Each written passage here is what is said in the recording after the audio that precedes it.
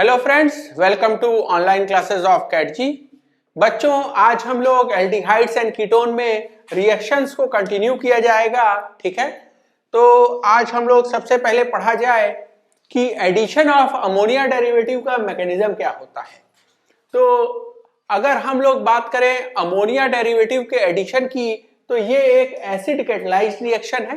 ठीक है, and it is a type of addition elimination reaction.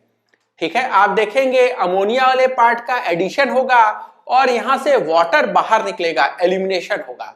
ठीक है, तो आपको दिखाई देगा पहला हिस्सा एडिशन और दूसरा हिस्सा एलिमिनेशन। समझा जाए ये रिएक्शन कैसे होगा। तो सबसे पहले मैंने एसिड कैटलिस्ट का उपयोग किया है। ठीक है, ये H+ क्या करेगा, मेरे कार्बोनिल कंपाउंड को ये प्रोटोनेट कर देगा। ठीक है, प्रोटोनेट करने से क्या होगा, प्रोटोनेटेड कार्बोनिल में इलेक्ट्रोफिलिक सेंटर, ठीक है, ये वाला कार्बन इस पे डेल्टा पॉजिटिव बढ़ जाएगा। कैसे बढ़ जाएगा ये बात समझिए। तो ये प्रोटोनेटेड कार्बोनिल है और आप इसका रेजोनेटिंग स्ट्रक्चर देखिए, ये पाई बॉन्ड ऑक्सीजन की तरफ तोड़ दीजिए। ठीक है, तो आपको दिखाई देगा इस रेजोनेटिंग स्ट्रक्चर में अब इस कार्बन पे फॉर्मल पॉजिटिव चार्ज आ गया। ठीक है, यही वजह है कि अब आपका इलेक्ट्रोफिलिक सेंटर मजबूत हो गया और रिलेटिवली कमजोर न्यूक्लियोफाइल अमोनिया डेरिवेटिव भी इसके साथ ऐड हो सकता है। याद रखिएगा, अमोनिया बहुत कमजोर न्यूक्लियोफाइल नहीं है, हम कह रहे हैं रिलेटिवली कमजोर। एक निगेटिवली चार्ज स्पीशीज के मुकाबले ये थोड़ा कमजोर है। ठीक है, आगे देखा जाए, अगर ये अमोनिया डेरिवेटिव न्यूक्लियोफिलिक है तो ये अटैक करेगा यहां पे। ठीक है, and this will lead to formation of protonated, ठीक है, अमोनिया कंपाउंड या अमोनिया डेरिवेटिव। तो प्लस चार्ज अब आपको दिखाई देगा इस नाइट्रोजन पे, इट विल लूज H+। आपने यहां क्या करा दिया, डीप्रोटोनेशन करा दिया, H+ बाहर निकाल दिया और इससे अब आपको दिखाई देगा कि आपको एक स्पीशीज मिल गई बेसिकली जिसमें OH और ये वाला हिस्सा एक ही कार्बन पे लगा है। ठीक है, ये जो ग्रुप G लगा है ये हाइड्रोजन भी हो सकता है। तो आप इसको सोच सकते हैं कि ये हिस्सा हाइड्रोक्सी और ये हिस्सा क्या है, अमीन, ये अल्कोहल और ये अमीन। तो अगला स्टेप क्या होगा, अगला स्टेप होगा कि आपका H+ जाए और इसको प्रोटोनेट कर दे। अगर आप नाइट्रोजन को प्रोटोनेट करा देंगे, उसको बाहर निकाल देंगे, तो आप वापस सबस्ट्रेट पे पहुंच जाएंगे। ये काम नहीं करना है मुझे। हाँ, ये पॉसिबिलिटी हमेशा है कि ये H+ ऑक्सीजन पे भी अटैक कर सकता है क्योंकि यहां भी इलेक्ट्रॉन क्लाउड डेंसिटी है, और इस नाइट्रोजन पे भी कर सकता है। अगर आप सोचे कि ज्यादा न्यूक्लियोफिलिक, ठीक है, ये तो नाइट्रोजन है, यहां बेस की तरह कौन काम कर सकता है। ठीक है, आप हमेशा पढ़ते हैं basic strength of amines. Alcohol बढ़िया बेस नहीं है, H+ उधर अटैक नहीं करना चाहता, लेकिन अगर आपने इस अमोनिया डेरिवेटिव वाले हिस्से पर अटैक करा दिया तब तो आप वापस रिवर्स साइड में पहुंच जाएंगे। तो ये नहीं कराना मुझे। तो बात सही है कि ये अल्कोहल वाला हिस्सा कम बेसिक है, लेकिन फिर भी हम इधर ही अटैक करा रहे हैं और हम लोग बना लिया जाए यहां से एक प्रोटोनेटेड अल्कोहल टाइप की चीज। ठीक है, सो ये वाला चीज कर लिया मैंने और अब मैं क्या करूंगा, H2O को बाहर निकाल दिया मैंने। सो दिस इज एलिमिनेशन। तो पहले आप अमोनिया डेरिवेटिव का एडिशन कराए और अब H2O का एलिमिनेशन कराए। यही वजह है कि आप इसको एडिशन एलिमिनेशन रिएक्शन की तरह देख रहे हैं। ठीक है, और दूसरा तरीका है आप वाटर को बाहर निकाल रहे हैं तो आप इसको डिहाइड्रेशन करिए। डिहाइड्रेशन कर दिया आपने, कार्बोकैटायन का जनरेशन कर लिया। ध्यान दीजिएगा, ये जो कार्बोकैटायन स्पीशीज है, ठीक है, ये स्टेबलाइज है पी पाई बैक बॉन्डिंग से। तो पी पाई बैक बॉन्डिंग, क्योंकि यहां लेस इलेक्ट्रोनिगेटिव कार्बन के पास वैकेंट ऑर्बिटल और मोर इलेक्ट्रोनिगेटिव नाइट्रोजन के पास पेयर ऑफ इलेक्ट्रॉन। तो ये मैंने इसका रेजोनेटिंग स्ट्रक्चर बना दिया। फाइनली यहां से फिर से H+ बाहर निकाल दे and this will lead to formation of, ठीक है, addition product with ammonia derivative. आप चाहे तो यहां से डायरेक्टली भी यही काम कर सकते थे। ठीक है, जो हम लोग शॉर्टकट सीखे थे उसमें हम क्या करते थे, बेसिकली R⁻O⁻, और यहां से हम लोग लेते थे अमोनिया डेरिवेटिव और ये पानी बाहर निकाल देते थे। ठीक है, तो नाइट्रोजन और कार्बन के बीच में डबल बॉन्ड बन जाता था। तो सिंपल शॉर्टकट ट्रिक, ठीक है, अमोनिया डेरिवेटिव के साथ रिएक्शन कराने का अपने को क्या करना है, पानी बाहर निकालना है, ठीक है। तो अब हम ये मैकेनिज्म सीख गए। हमने पुराने क्वेश्चंस जो हमारे थे न्यूक्लियोफिलिक एडिशन के, उसकी भी हम लोग चर्चा कर चुके हैं। उसी पे हम लोग आज आगे कंटिन्यू करेंगे, कुछ और भी जो है क्वेश्चन देखा जाएगा। पहले ये एक इंपॉर्टेंट क्वेश्चन देख लिया जाए, व्हाई दिस रिएक्शन, ठीक है, व्हाई दिस रिएक्शन जो कि क्या है, एडिशन एलिमिनेशन रिएक्शन है। Why this reaction requires moderately acidic condition. PH आप नॉर्मली 4 to 5 के करीब यूज करेंगे, ठीक है। आप बहुत ज्यादा एसिडिक या बेसिक मीडियम में रिएक्शन नहीं कराइएगा। क्या वजह है इसकी? तो अगर मान लीजिए कोई लो पीएच ले ले, बहुत एसिडिक कंडीशन ले ले, तो वहां पे क्या होगा, अगर आपने बहुत एसिडिक कंडीशन ले लिया तो वहां एलिमिनेशन वाला हिस्सा, ठीक है, आप अमीन एल्कोहल जो था आपका, उसका डिहाइड्रेशन अमीनो एल्कोहल का तो इजी है, ठीक बात है। तो ये तो आसान है, लेकिन आपका जो न्यूक्लियोफाइल है GNH2, ठीक है, चांस है कि ये भी प्रोटोनेट हो जाएगा, GNH3+ में कन्वर्ट हो जाएगा। तो यहां देखिए नाइट्रोजन के पास लोन पेयर है, ये तो न्यूक्लियोफाइल की तरह बिहेव कर सकता है। यहां तो आपको दिखाई देगा नाइट्रोजन के पास अब लोन पेयर नहीं रहा, ठीक है, H+ उस पर अटैक कर चुका है। तो ये जो प्रोटोनेटेड स्पीशीज है, ये तो न्यूक्लियोफाइल ही नहीं रही, यानी आपको परेशानी कहां हुई, एडिशन वाले हिस्से में। तो एट लो पीएच आप एडिशन ही नहीं करा पाएंगे, क्योंकि आपका न्यूक्लियोफाइल खराब हो चुका है, ठीक है। अगर आप बात करें हाई पीएच की, यानी अगर आपने बेसिक कंडीशन लेना शुरू कर दिया, तब क्या होगा, तो हाई पीएच पे आप अमीनो एल्कोहल का डिहाइड्रेशन नहीं करा पाएंगे, ठीक है। हाई पीएच पे dehydration of amino alcohol is not possible, and also nucleophilic addition of ammonia derivative is slower. इसकी क्या वजह है, अमोनिया डेरिवेटिव का न्यूक्लियोफिलिक एडिशन क्यों स्लो हो जाएगा, क्योंकि आप देखिए पहले स्टेप में आप क्या कर रहे थे, आपने कार्बोनिल को प्रोटोनेट करके बेसिकली, ठीक है, इस इलेक्ट्रोफिलिक सेंटर को मजबूत किया था, तभी आपका अमोनिया डेरिवेटिव यहां अटैक कर पाया था। अगर आप बेसिक मीडियम में कराएंगे तो अब आप प्रोटोनेट तो नहीं कर पाएंगे कार्बोनिल ग्रुप को, यानी आपका इलेक्ट्रोफिलिक सेंटर जो है वो मजबूत नहीं हो पाएगा, और अमोनिया डेरिवेटिव जो कि एक रिलेटिवली कमजोर न्यूक्लियोफाइल है, उसके साथ न्यूक्लियोफिलिक एडिशन अब धीरे होगा, ठीक है। तो ये बात समझ में आ गई हमको। आगे चला जाए, कुछ और हम लोग क्वेश्चन कर लिया जाए न्यूक्लियोफिलिक एडिशन पे।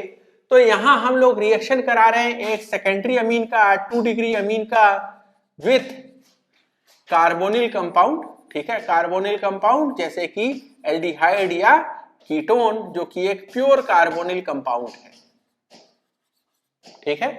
तो यहां पे क्या होगा, सबसे पहले आप समझिए कि एडिशन वाला पार्ट, बेसिकली आप यहां से इसको हाइड्रोजन को हटा लीजिए, इसको यहां, ठीक है, यहां N-, ये H+, ये बॉन्ड तोड़ दिया आपने, यहां ये बॉन्ड तोड़ दिया आपने, O-, C+, इन दोनों को उठा के जोड़ दिया, इन दोनों को उठा के जोड़ दिया, ठीक है। आप यहां तक पहुंच गए, यहां तक बात क्लियर है।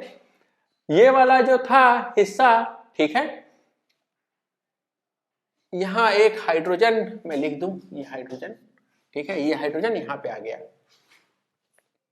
अब यहां से अगर आप सोचें तो अब आपको ये जो अमीनो एल्कोहल मिला है, इसमें से डिहाइड्रेशन जब कराना होगा तो नाइट्रोजन के पास तो हाइड्रोजन नहीं, यानी इस कार्बोनिल के रेस्पेक्ट में ये जो अल्फा कार्बन है, अब आप ये H2O को बाहर निकालेंगे, ये H2O को बाहर निकालेंगे तो कार्बन कार्बन के बीच में डबल बॉन्ड डेवलप होगा। याद करिए पहले कार्बन नाइट्रोजन के बीच में डबल बॉन्ड डेवलप होता था, इस बार कार्बन कार्बन के बीच में बॉन्ड, पाई बॉन्ड आएगा, ठीक है, और आपको प्रोडक्ट मिल जाएगा इनामाइन। तो ये बात ध्यान रखिएगा कि with 2 degree amine you get enamine, 1 degree amine या अमोनिया के साथ, ठीक है, या अमोनिया के साथ आपको मिलता है इमाइन या सब्स्टिट्यूटेड इमाइन, ठीक है। तो इसके साथ सब्स्टिट्यूटेड इमाइन मिलता है और आपको 2 डिग्री के साथ इनामाइन मिलता है, 3 डिग्री के साथ तो रिएक्शन ही नहीं होगा, ठीक बात है। आगे चला जाए। नेक्स्ट हम लोग पढ़ा जाए बीटा डाई कीटोन का रिएक्शन विथ हाइड्राजीन।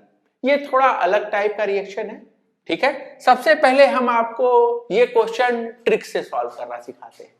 तो ट्रिक क्या है यहाँ पे?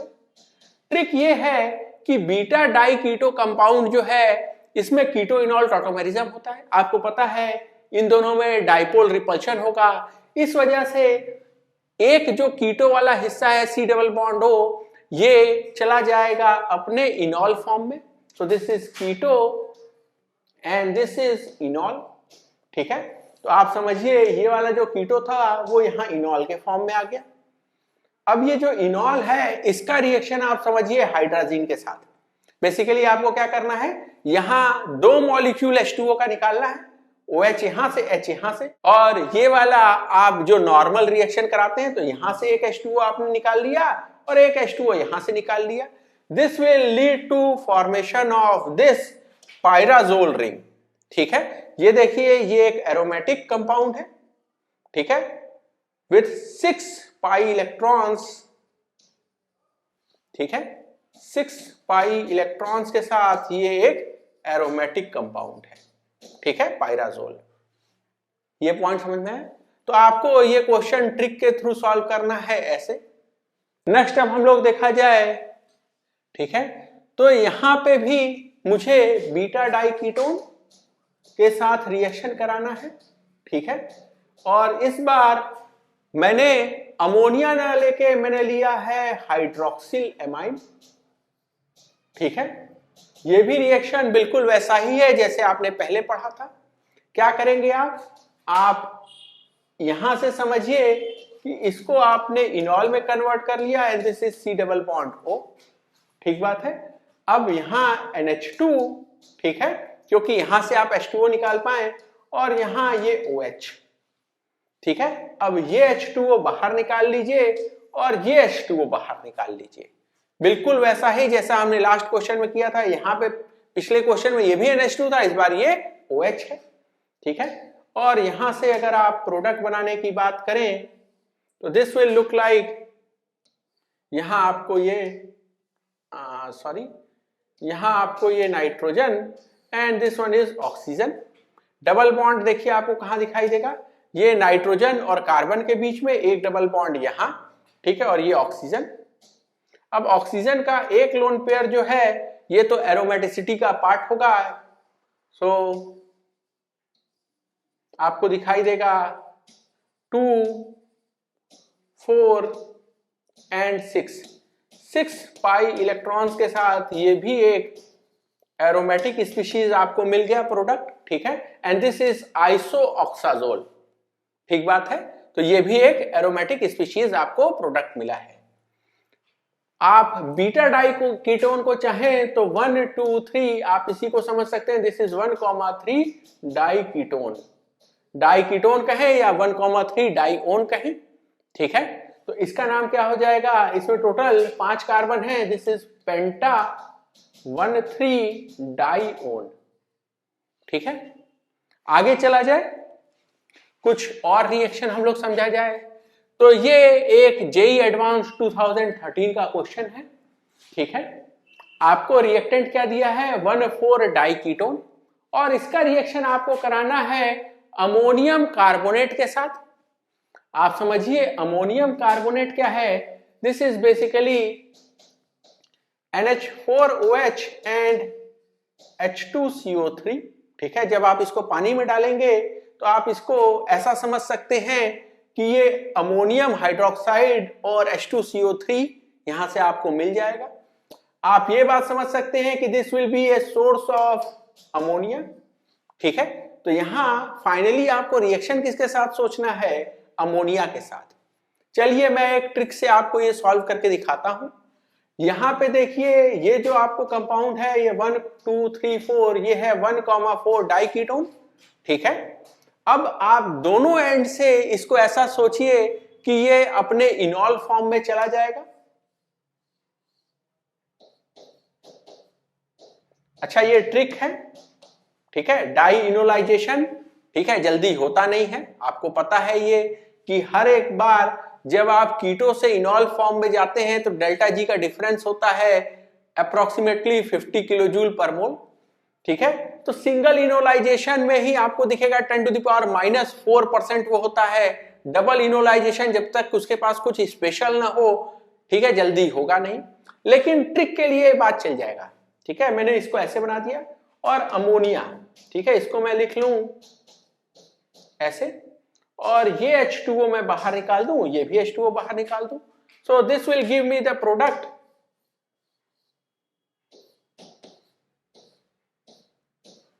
ठीक है, यहां मुझे दिखेगा कि मुझे पाइरोल रिंग, एरोमेटिक रिंग मिल गया। ठीक है, 2 4 6 with 6 pi electrons, this is aromatic species. ठीक है, तो मुझे यहां पे पाइरोल का डेरिवेटिव प्रोडक्ट मिला। ये एक नेम रिएक्शन है, this is Pal nor synthesis. ठीक है, तो यहां फाइनली आप आंसर लिखेंगे ये पाइरोल का डेरिवेटिव। ठीक है, और आपको दिखेगा इस पे और इस पे मिथाइल लगा हुआ है। ठीक बात है। अब हम लोग जरा मैकेनिज्म के थ्रू ये समझ लिया जाए कि ये कैसे हो रहा होगा। तो सबसे पहले सोचिए कि आपके पास अमोनिया, ये एक न्यूक्लियोफाइल है और इस कार्बोनिल पे लेट से ये अटैक करेगा, न्यूक्लियोफिलिक एडिशन होगा। ये बॉन्ड इधर मैंने तोड़ दिया, तो फाइनली आपको दिखेगा यहाँ NH2 लग गया, यहाँ OH लग गया। ठीक है, अभी डिहाइड्रेशन आप थोड़ी देर बाद कराइएगा। ठीक है, पहले आप समझिए कि यहाँ नाइट्रोजन के पास जो लोन पेयर है ये फिर से अब इस पे अटैक करेगा। ठीक है, तो आपको दिखेगा कि यहां से भी अमीनो एल्कोहल और इस एंड से भी अमीनो एल्कोहल मिल गया। अब दोनों एंड से जब आपने अमीनो एल्कोहल बना लिया, ठीक है, तो ये आपको टेम्परेचर भी दिया है, तो दोनों एंड से आप, ठीक है, यहाँ पे H2O का एलिमिनेशन कराएं। लेकिन ध्यान दीजिएगा यहां से OH और यहां से H निकलेगा। ठीक है, तो हाइड्रोजन यहां से निकालिएगा, ये H और ये OH, ठीक है, ये H और ये OH। ठीक है, इस बार नाइट्रोजन वाले साइड से हाइड्रोजन नहीं निकलेगा। दोनों तरफ से H2O आपने बाहर निकाल दिया और आपको प्रोडक्ट क्या मिल गया? You will get pyrrole derivative as the product. तो ये आपका फाइनल आंसर है। ये बात हो गई मैकेनिज्म के थ्रू। वैसे तो हम लोग पाल नॉर सिंथेसिस जेई के सिलेबस में नहीं पढ़ाते हैं, लेकिन क्योंकि एक बार क्वेश्चन आ चुका है तो पाल नॉर सिंथेसिस से कुछ और भी जो प्रोडक्ट हम बना सकते हैं उसकी बात कर ली जाए।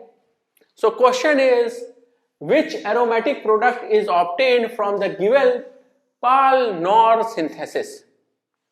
आपको पता है प्रोडक्ट कैसा बनाना है? एरोमेटिक। देखा जाए कैसे करेंगे। इस बार आपको इस बार अमोनिया ना देके 1 डिग्री अमीन दिया है मैंने। ठीक है, 1 डिग्री अमीन। और अब आप समझिए कि यहां पे आप ऐसा कर लीजिए कि ये जो डबल बॉन्ड O है, ट्रिक बता रहा हूं मैं, इसको OH लिख लीजिए, 2 OH। ठीक है, इसको भी आप 2 OH लिख लीजिए और बेसिकली एक H ऐसे, एक H ऐसे। H2O ये वाला निकाल लीजिए, H2O ये वाला निकाल लीजिए। फिर क्या करिए, यहां पे OH और ये वाला H, ठीक है, इसको बाहर निकाल दीजिए। ये OH और यहां से इस कार्बन से एक H, ठीक है, इसको बाहर निकाल दीजिए। ठीक है, अल्टीमेटली आपको दिखाई देगा कि जैसा आपने पिछली बार किया था। ठीक है, और यहां हाइड्रोजन ना होके इस बार R लगा है, तो ये भी एक पाइरोल डेरिवेटिव है। बस अंतर क्या है, ये N एल्किल भी है।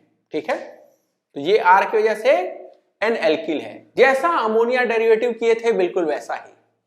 अगला देखा जाए, यहां पे आपको रिएक्शन कैसे समझना है। तो अगर आप याद रख पाए तो सबसे अच्छा है कि यहां देखिए एरोमेटिक कंपाउंड क्या मिला है, पाइरोल। पाइरोल मिला है, यहां मुझे बनाना है, आप समझिए यहां ऑक्सीजन ऑक्सीजन है, H+ है। So from here you will gate furan derivative और यहां से यहां पे सल्फर है, तो आपको क्या मिलेगा, थायोफीन। ठीक है, तो पहले मैं प्रोडक्ट ही लिख देता हूं। प्रोडक्ट विल बी और R कहाँ दिखेगा, R यहाँ पे, R यहाँ पे।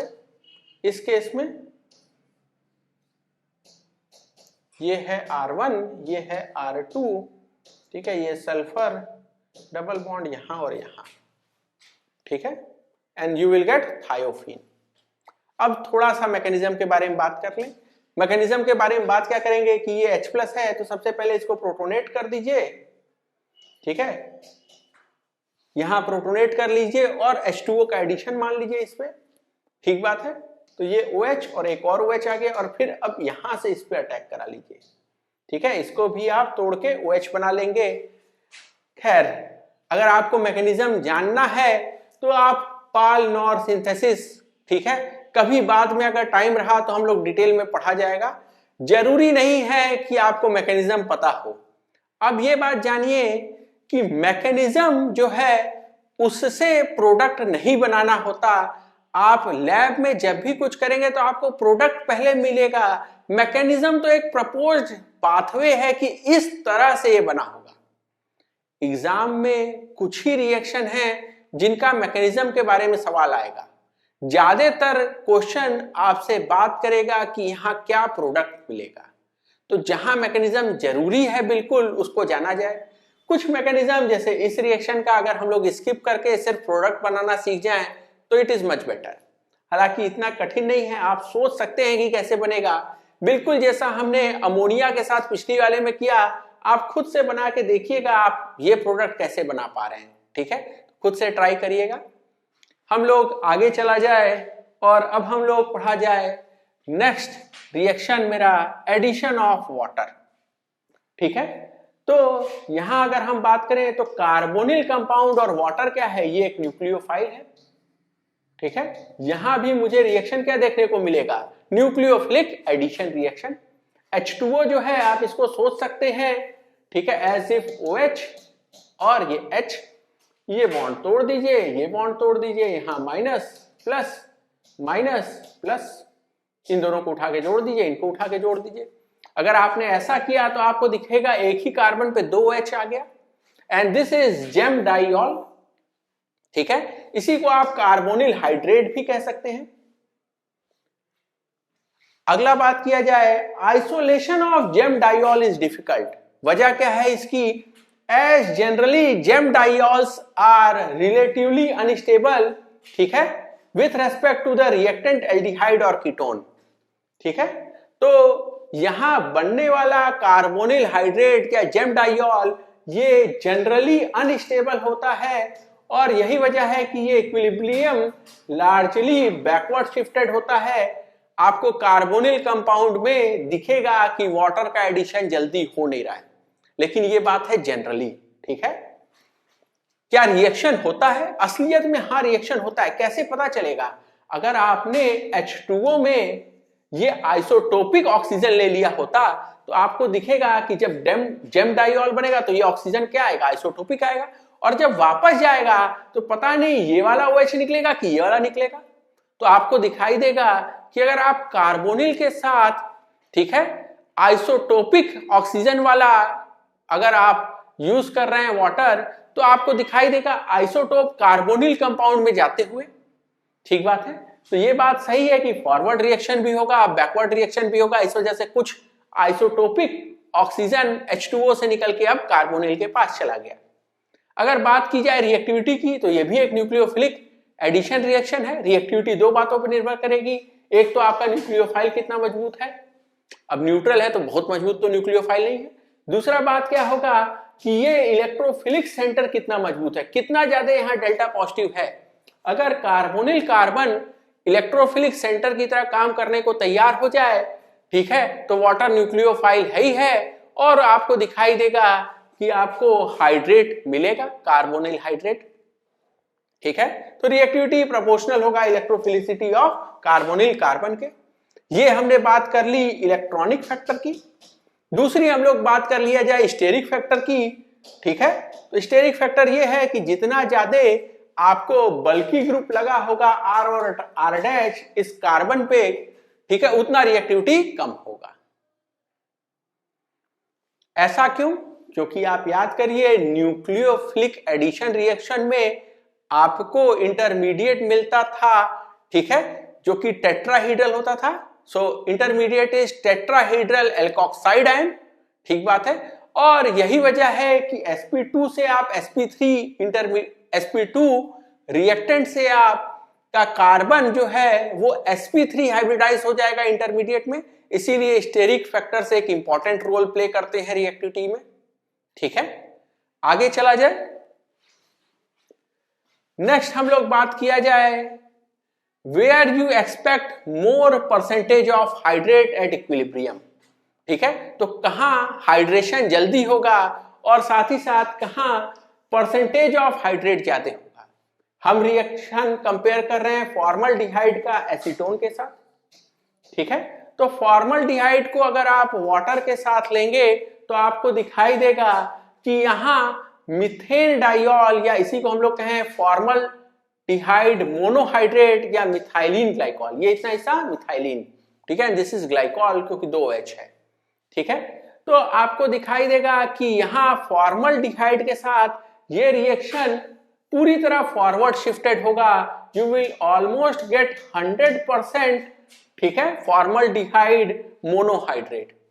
ये बात अलग है कि ये आगे पॉलीमराइज कर जाता है तो पॉलीमर ऑफ हाइड्रेट भी मुझे मिलते हैं, लेकिन फॉर्मल्डिहाइड अगर आप पानी में लेंगे, फॉर्मलिन का सॉल्यूशन लेंगे तो वहां आपको दिखाई देगा 100%, ठीक है, यहां आपको फॉर्मल्डिहाइड हाइड्रेट मिलेगा।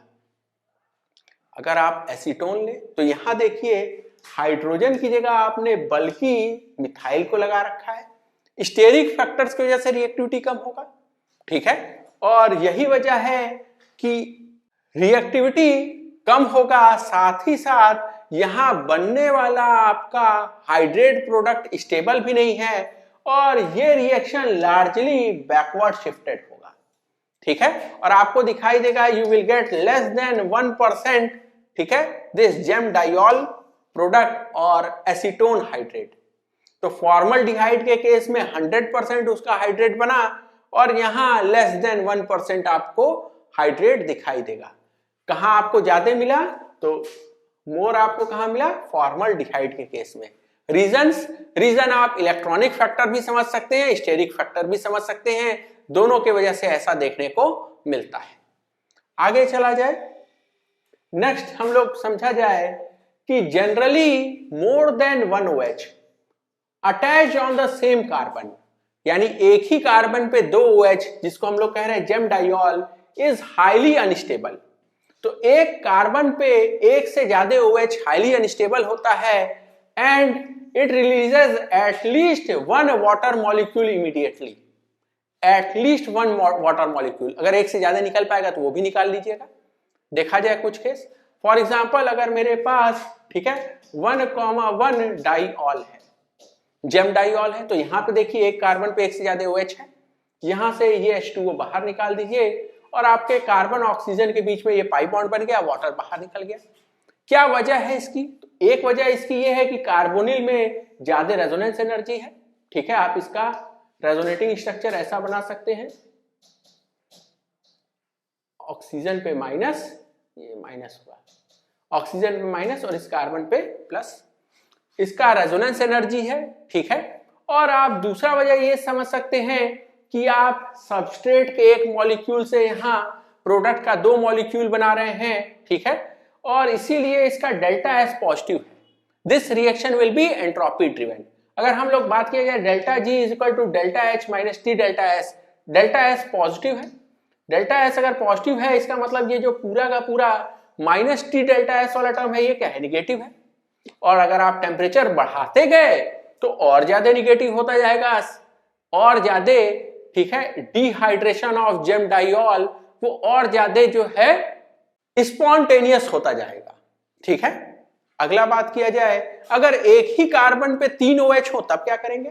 तो बेसिकली आप यहां से H2O बाहर निकाल लीजिए, ठीक है, और आपको दिखाई देगा ये कार्बन इस ऑक्सीजन के बीच में डबल बॉन्ड बन गया और ये OH एज इट इज रह गया, ठीक है। तो here you will gate carboxylic acid, ठीक है। अगला बात किया जाए, अगर एक ही कार्बन पे 4 OH लगे हो फिर क्या होगा, ठीक है। अगर 4 OH आपको दिख जाए तो एक ही H2O बाहर निकाल लीजिए और यहां से एक ही H2O बाहर निकाल लीजिए। You will gate carbon dioxide, ठीक है, और 2 H2O आप बाहर निकाल लेंगे। ये पॉइंट समझ में आया? ये सारी बातें कब की हैं? ये है जनरली। और अब हम लोग क्या पढ़ेंगे? एक्सेप्शंस, ठीक है। तो कुछ एक्सेप्शन देखा जाए। एक एक्सेप्शन की मैं बात कर चुका हूं, वो है फॉर्मल्डिहाइड सॉल्यूशन इन वाटर, जिसको हम फॉर्मलिन भी कहते हैं, ठीक है। इसका इस्तेमाल हम लोग करते हैं बायोलॉजी में स्पेसिमेन को प्रिजर्व करने के लिए, ठीक बात है। तो अगर आप देखें फॉर्मल्डिहाइड और वाटर, तो यहाँ पे आपको दिखाई देगा ऑलमोस्ट 100% आपको क्या मिल जाएगा, ठीक है, इसका हाइड्रेट या उसका पॉलीमर। रीजन क्या है कि फॉर्मल्डिहाइड में स्टेरिक हिंड्रेंस बहुत कम है, ठीक है। इसी वजह से फॉर्मल्डिहाइड का reactivity for nucleophilic addition of water ज्यादा है। अगला ऐसा केस समझा जाए, अगर आपके पास साइक्लोप्रोपेनोन हो। साइक्लोप्रोपेनोन में क्या होगा? ये कार्बन देखिए, इसका हाइब्रिडाइजेशन क्या है? sp2। sp2 यानी यहाँ बॉन्ड एंगल का होना कितना चाहता है? बॉन्ड एंगल ये होना चाहता है हाइब्रिडाइजेशन के हिसाब से 120 डिग्री, लेकिन रिंग इसके क्लोजर के लिए जरूरी है कि ये 60 डिग्री हो जाए। यानी बेयर्स एंगल स्ट्रेन की अगर मैं बात करूं तो Baeyer's angle strain will be 60 degree. ये रिंग बहुत ज्यादा जो है स्ट्रेन्ड रिंग है। साइक्लोप्रोपेन ही स्ट्रेन्ड होता है, ठीक है, और वहां से भी ये ज्यादा स्ट्रेन्ड है। यही वजह है कि यहां वाटर का एडिशन हो जाएगा जल्दी से और आपको जेम डाइऑल मिलेगा। Gem diol will be more stable than the reactant cyclopropanone, ठीक है, क्योंकि जब ये हाइड्रेटेड, क्योंकि यहां जेम डाइऑल में इस कार्बन का हाइब्रिडाइजेशन sp3 हो गया फ्रॉम द रिएक्टेंट sp2, तो इसको रिंग स्ट्रेन में आपको कमी देखने को मिली। तो यहां पे ये रिएक्शन आपको दिखाई देगा फॉरवर्ड शिफ्टेड, ठीक है। यहां आपको हाइड्रेट, कार्बोनिल हाइड्रेट प्रोडक्ट जो है स्टेबल मिलेगा। वजह क्या है? रिंग स्ट्रेन, ठीक है। तो आप sp2 कार्बन को sp3 में कन्वर्ट कर पा रहे हैं from reactant carbonyl to the product gem diol.